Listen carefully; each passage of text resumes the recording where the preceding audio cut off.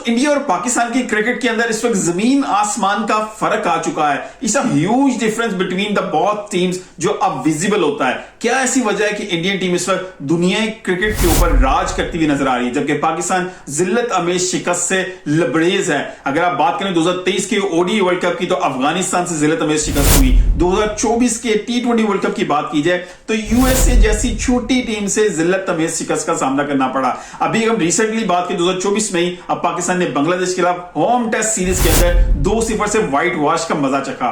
इनके बांग्लादेश ने historical visit किया पाकिस्तान का, पहली दफा पाकिस्तान को टेस्ट में हराया और वो भी व्हाइट वॉश करके चली गई पाकिस्तान को। इतनी जिल्लत आमेज शिकस्त वजूहात क्या है? क्या ऐसी वजह कि जो इंडिया ने काम किया पाकिस्तान ने नहीं किया, जिसका ह्यूज डिफरेंस आ गया? अगर 90s की क्रिकेट की बात की जाए, इस वक्त पाकिस्तान टीम इंडिया से कदरे आगे थी, बहुत आगे थी। ये वो टाइम था जब इंडिया पाकिस्तान को फेस करते हुए घबराती थी, डरती थी, और उसी वजह से पाकिस्तान का रिकॉर्ड आज तक इंडिया के खिलाफ ओडीआई की बात कीजिए, टेस्ट की बात कीजिए, बायलैटरल सीरीज में बहुत बेहतर है। लेकिन अब 2000 के बाद ऐसा क्या हुआ कि अब इंडियन टीम पाकिस्तान के ऊपर चढ़ के खेलती है और पाकिस्तान इंडिया को फेस करते हुए घबराता है? ऐसी कौन सी वजूहात हैं जो पाकिस्तान ने नहीं की और इंडिया ने की, जिस वजह से इंडिया प्रोग्रेस कर गया और इस वक्त दुनिया क्रिकेट के ऊपर राज करता हुआ नजर आ रहा है? 90s के अंदर मैं बात करूं सबसे पहले तो उस वक्त हम सिर्फ नेचुरल टैलेंट के ऊपर रिलाई किया करते थे। पाकिस्तान हो, इंडिया हो, श्रीलंका हो, ये तमाम टीम्स नेचुरल टैलेंट पर रिलाई करती थी। बहुत ज्यादा टेक्नोलॉजी नहीं थी, चीजें थी लेकिन इतनी ज्यादा टेक्नोलॉजी के साथ नहीं थी कि आप बहुत ज्यादा बारीकी से चीजों को देख सकते हो। तो उस वक्त नेशनल टैलेंट बहुत काम करता था। इधर इमरान खान थे, उधर कपिल देव थे, इधर वसीम अकरम थे, उधर श्रीनाथ थे, इधर जवेद मिर्जा थे, उधर सुनील गावस्कर थे, इधर सकलैन थे, उधर अनिल कुंबले थे। सो अ लॉट ऑफ प्लेयर्स थे जो नेचुरली टैलेंटेड थे, जो टीम्स को लेके चलते। लेकिन 2000 के बाद सिर्फ गंगोली माइंडसेट है जिसने चीजों को चेंज करना शुरू किया। वहां पर बहुत सी ऐसी चीजें हुई जो पाकिस्तान में नहीं हुई। पाकिस्तान उन चीजों को इग्नोर करता गया। बीसीसीआई ने और शायद इंडियन गवर्नमेंट चीजों को बड़ी जल्दी रियलाइज किया है, जिस वजह से वहां प्रोग्रेस हर शोबे में हुई, क्रिकेट भी उसमें शामिल है। पाकिस्तान ने उन चीजों को बहुत ज्यादा इग्नोर किया। अगर उसमें सबसे पहले मैं बात करूं तो ये चीज हुई कि बीसीसीआई ने एक रियलाइज किया, पैसा कमाओ, क्रिकेटर्स पे लगाओ। जब क्रिकेटर सिस्टम के अंदर आते हैं तो उनको पता होता है कि एज ए क्रिकेटर जब आप नीचे से ग्रो करना शुरू करते हैं, स्टार्ट करते हैं, तो किन मुश्किलात का सामना होता है, आपको किन इनसिक्योरिटीज का सामना होता है। बीसीसीआई ने पैसा कमाओ, क्रिकेटर्स पे लगाओ की पॉलिसी को अडॉप्ट किया। जबकि पीसीबी के अंदर पैसा जितना कमाया जाता था वो सिर्फ पीसीबी के अंदर रहता था, ऊपर वाले ओहदेदार उसको खा जाते थे। जबकि बीसीसीआई के अंदर ये चीजें इग्नोर की गई और पैसा जितना कमाया गया, क्योंकि इस वक्त क्रिकेट की सबसे बड़ी मार्केट दुनिया के अंदर इंडिया है। उसकी वजह भी यही है कि इंडिया ने पैसे को प्रॉपर्ली यूज किया, क्रिकेटर्स पे लगाया और क्रिकेट की परफॉर्मेंसेस की वजह से बड़े ब्रांड्स अट्रैक्ट हुए और यहां पे बहुत बड़ी मार्केट बनी। इंडिया के अंदर डोमेस्टिक के अंदर इस वक्त जितना पैसा दिया जाता है किसी एक प्लेयर को, उससे पाकिस्तान का शायद इंटरनेशनल प्लेयर उतना कमा रहा हो। उनके डोमेस्टिक प्लेयर जितना शायद पाकिस्तान का इंटरनेशनल प्लेयर कमाता है। ये इट्स अ ह्यूज डिफरेंस। अब चेक कीजिए, देखें जब कोई क्रिकेटर क्रिकेट स्टार्ट करते हैं ना, अगर मैं पाकिस्तान की सिचुएशन बताऊं तो उसके ज़हन में दो चीजें होती हैं, या तो मैंने कामयाब होना है, अगर मैं ना हुआ तो मेरा क्या बनेगा।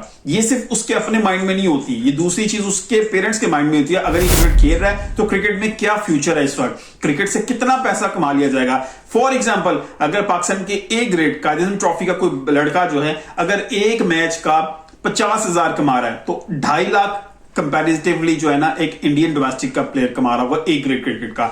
तो इट्स अ ह्यूज डिफरेंस, बहुत ज्यादा डिफरेंस आ चुका है कि पाकिस्तान और इंडिया के पैसों के हवाले से, प्लेयर्स के हवाले से। ये इनसिक्योरिटी इंडिया के बीसीसीआई ने डिसीजन करके इसको रिमूव किया। इससे क्या हुआ, जितने प्लेयर्स थे, जो लोग थे, उन्होंने इस सर्किट के अंदर आना शुरू कर। इंडिया का पूल बड़ा होना शुरू हो गया, लड़के मेहनत करना शुरू हो गए। अगर वहां से एक मास्टर का या ग्रेजुएट लड़का एजुकेशन हासिल करने के बाद इतनी सैलरी हासिल कर रहा है और इतनी सैलरी अगर कोई क्रिकेट खेल के हासिल कर रहा है, तो फिर जितना पैशन किसी मुल्क के अंदर किसी स्पोर्ट्स के हवाले से है, तो वहां से उतना पैसा हासिल करने के लिए वहां पर मेहनत होना शुरू हो गई, वहां पर कंपेटिटिव क्रिकेट होना शुरू हो गई। इसने इनसिक्योरिटी खत्म की, प्लेयर्स की भी, उनके पेरेंट्स की भी। अब दूसरी इनसिक्योरिटी प्लेयर्स की क्या होती है कि अगर हम इंटरनेशनल लेवल पे नहीं जाते तो फिर क्या होगा, फिर क्या इतना सर्किट बना दिया, इतनी क्रिकेट पैदा कर दी, इतनी चीजें पैदा कर दी, वहां पर टूर्नामेंट्स होने शुरू हो गए कि आपको जो सोर्स ऑफ मनी है वो बहुत ज्यादा हो गई। अगर आप इंटरनेशनल लेवल पे नहीं भी पहुंचे तब भी इतनी सोर्स ऑफ मनी हो जाएगी कि आपकी अगली वाली जिंदगी बड़ी आसान हो जाएगी, उसमें मुश्किलात नहीं रहेंगी। इस वजह से अब वहां पर क्रिकेटर्स जो है वो खुशहाल हैं। एज कंपेयर टू पाकिस्तान को, पाकिस्तान के अंदर डोमेस्टिक के अंदर आप डिपार्टमेंटल क्रिकेट खत्म करके सूबाई क्रिकेट के ऊपर आ गए, 4-5 टीमों के ऊपर आ गए, तो बाकी जितने क्रिकेट थे वो बेरोजगार हो गए, जिनको थोड़ा बहुत मिलता भी था वो बेरोजगार हो गए, वो यहां से निकल गए। अच्छा, अब हम इससे आगे चलते हैं। इंडियन टीम ने फिर, इंडिया बीसीसी ने फिर क्या किया, टेक्नोलॉजी को बड़ी जल्दी अडॉप्ट किया, हर चीज में टेक्नोलॉजी को जल्दी लेके आया। अगर आज भी अगर आप जाके देखें तो जो कोचेस की क्वालिटी इंडिया के अंदर मौजूद है वो पाकिस्तान में मौजूद नहीं है। हम अभी भी आज 2024 में खड़े होकर भी मैं कह रहा हूं, हम होम ग्राउंड के ऊपर पिच को रीड नहीं कर सके। बांग्लादेश के खिलाफ सीरीज की बात है, बड़ी खुली एग्जांपल है। 1999 के वर्ल्ड कप के अंदर वसीम अकरम ने फाइनल के अंदर ऑस्ट्रेलिया के खिलाफ टॉस जीत के पहले बैटिंग करके इमरान खान ने कहा था कि गलती कर दी पाकिस्तान ने। मतलब हमारे प्लेयर्स उस टाइम पे भी जो टीम के अंदर थे वो पिच रीड नहीं कर सकते। आज भी हम उसी जगह पे खड़े, इट मींस हमने कोई प्रोग्रेस नहीं की, बल्कि डिक्लाइन का शिकार हैं। अभी भी हमने वहां से चीजें आती भी नहीं। टेक्नोलॉजी को जल्दी अडॉप्ट किया, बड़ी जल्दी चीजों को लेके आए, फिर उन्होंने इंफ्रास्ट्रक्चर को बड़ा जल्दी जो है ना डेवलप करना शुरू किया, ग्राउंड्स बनाने शुरू किए, फिर फैसिलिटीज को बड़ा इंक्रीज करना शुरू किया। जो प्लेयर्स इंटरनेशनल लेवल पे जाकर फैसिलिटी हासिल करते उसी तरह की फैसिलिटीज निचले लेवल पे जाकर देना शुरू हो गए, ताकि जो गैप इंडियन क्रिकेट टीम तक पहुंचने के बाद इंटरनेशनल लेवल पे आप खेलते थे तो जो गैप डोमेस्टिक से इंटरनेशनल प्लेयर का होता था वो कम कर दिया। इसीलिए जब उनका डोमेस्टिक का कोई इंटरनेशनल लेवल पे आता है वो इतना पुरएतमाद होता है कि हम खुद हैरान होते हैं यार, इनका रिप्लेसमेंट जब आती है तो फील ही नहीं होता यार ये रिप्लेसमेंट में आया। ये प्लेयर ऐसे लगता है बड़ी देर से मैच्योरिटी से खेलता आ रहा है। ये चीजें बहुत मैटर करती हैं आपकी क्रिकेट को इंप्रूव करने के लिए। टेक्नोलॉजी जो है इसकी सारी होगी, बड़ी जल्दी अडॉप्टेशन होगी, उसके बाद फैसिलिटीज को इंप्रूव किया गया। फिर एक बहुत बड़ी बात है, प्रोफेशनलिज्म की कमी है पाकिस्तान के अंदर। ये पाकिस्तान गवर्नमेंट में भी है, ये पीसीबी के अंदर भी मौजूद है। पीसीबी के अंदर प्रोफेशनलिज्म की बहुत बड़ी कमी है।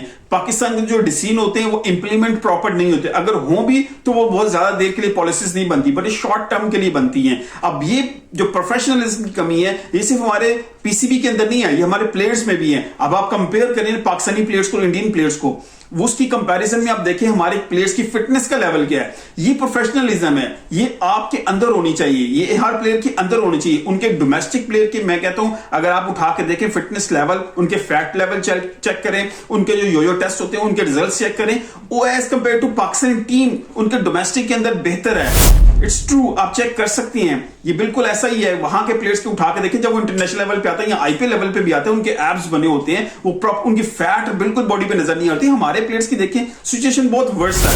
हम इंटरनेशनल लेवल पे आके अभी बाबर आजम की कप्तानी में हमने रियलाइज नहीं किया कि उन्होंने 2 साल तक यो टेस्ट नहीं होने दिया, तो ये बहुत बड़ा कंसर्न है। अब देखिए कितनी चीजें हैं जो पाकिस्तान लैक कर रहा है कि हमने उसके बाद कंसिस्टेंसी नहीं है। अब हमारी गवर्नमेंट के अंदर कंसिस्टेंसी नहीं है, वो गवर्नमेंट गिरती है तो पीसीबी का चेयरमैन चेंज हो जाता है, पीसीबी का चेयरमैन चेंज होता है, उसकी पॉलिसीज चेंज होती है, नीचे से कप्तान चेंज होता है, नीचे से प्लेयर्स चेंज होते हैं, टीम में चेंज आ जाता है। उधर इंडियन गवर्नमेंट कंसिस्टेंट है, मोदी की तीसरी गवर्नमेंट है, उसके बाद जो है बीसीसीआई की प्रॉपर सेटअप चल रहा है, वही ट्रैक लेके आगे चल रहे हैं, तो वो चीजें बड़ी कंसिस्टेंट चल रही हैं। जब आप कंसिस्टेंटली किसी पॉलिसी को लेके चलते हैं तो उसके रिजल्ट्स भी आपको आते हैं। अगर आप शॉर्ट टर्म पॉलिसीज बनाएंगे उसके उस तरह रिजल्ट नहीं आएंगे, वो प्रोड्यूस करके नहीं दे सकते आपको गुड रिजल्ट, ये बहुत मुश्किल है। फिर उसके बाद एक और बड़ा कंसर्न है, आप चेक कीजिए कि हमारे साथ जो पाकिस्तान टीम के जो प्लेयर्स थे जो 90s के अंदर फिनिश हुए थे वो अब किन ओहदों पे बैठे हैं, और इंडिया के अंदर देखिए वो किन ओहदों पे थे। राहुल द्रविड़ को उन्होंने अंडर 19 के साथ लगा के कहां पे लाके उन्होंने पूरी अपनी टीम के पास लेके आए,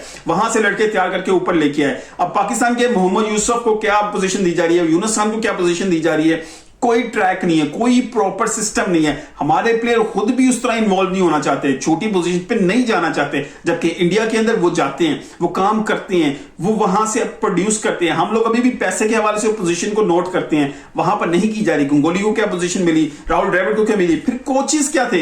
अब आप चेक कीजिए ना, गैरी किशन के बाद 2011 के ओडी वर्ल्ड कप को जीतने के बाद इंडिया ने कितने कोचेस रखे हैं जो फॉरेन कोचेस थे।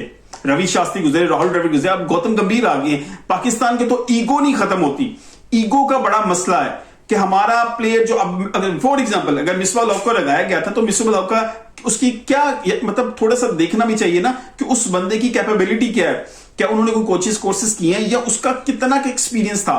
उनको अटैच किया फिर उसको खत्म भी कर दिया।